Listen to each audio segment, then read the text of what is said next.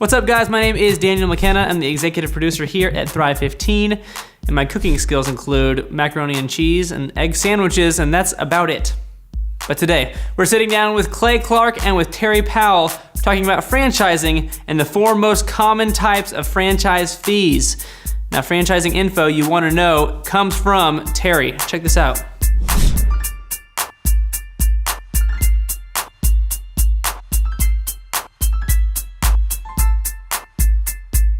Once you delve into the world of franchising, you will know there's some fees associated with using the brand and using the systems that you need to run a successful franchise.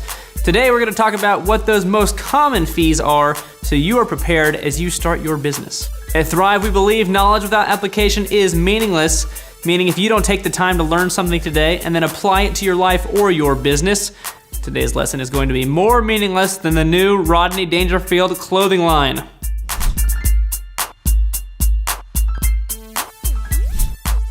Terry Powell, how are you, my friend? Good, Clay. Great to be here. Hey, today we are talking about franchising 101 and the 4 most common franchise fees. I think when a lot of people buy or think about buying a franchise, they hear somebody, they Google search it, someone says, yeah, well, the fees will kill you.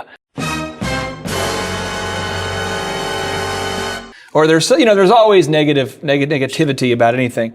But the franchise fees are something that apply. I think there's a lot of misinformation about. So today we're really going to dive into these fees. But before we do, I want to clarify, I've heard at least almost a half dozen people that keep referring to you as the godfather of franchising. You don't look old enough to be the godfather, but how did you get this title, or how long have you been doing this, my friend? Actually, a long time. I've been doing this for 30 years. And back in the day when we started this, there really wasn't many companies that provided the type of coaching and franchise services that we do. So as being on the forefront of that in the early stages, that's really how the title sort of came about.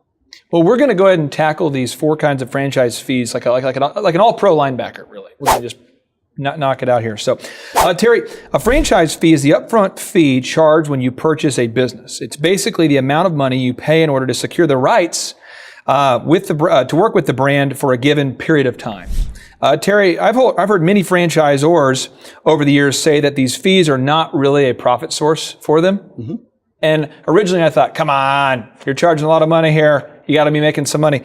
But rather, the franchisors have said these just kind of cover the costs of the infrastructure needed to support franchisees and to get them going. Yeah. Is this generally the case from your experience, or what do these fees go to cover here?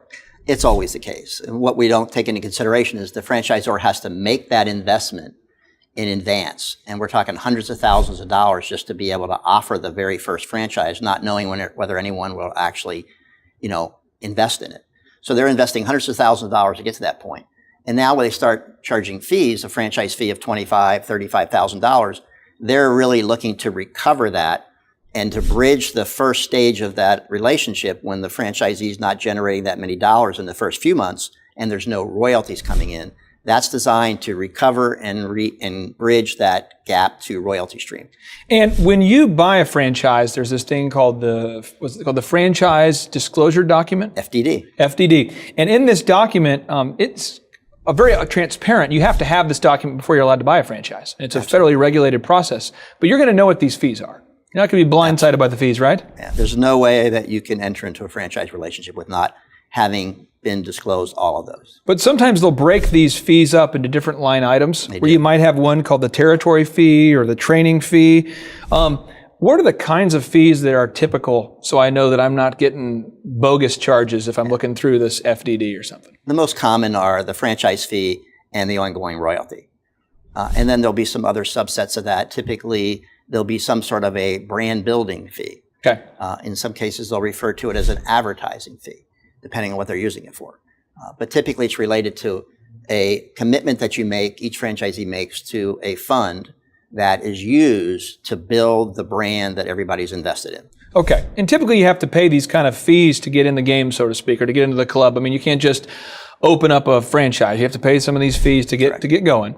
And now here's the fee structure number 1. This is royalties. Yes. From a definition standpoint, royalties are the monthly or weekly payments that the franchisees pay to the franchisor for the life of the franchise agreement. Terry, explain to me what these fees are typically used for by the franchisor and how it happens. Yeah, that's a great question, because the ongoing royalty is really the essence of why companies decide to franchise. That's really how they become profitable to get a return on their investment. Okay. So it really is, because it's an interdependent relationship, it's crucial to understand that the royalty is the key, because the franchisor is in many cases more dedicated to making sure that you're profitable and covering your expenses and managing all the elements of the business so that you can be profitable, because then they get to take a small piece of that.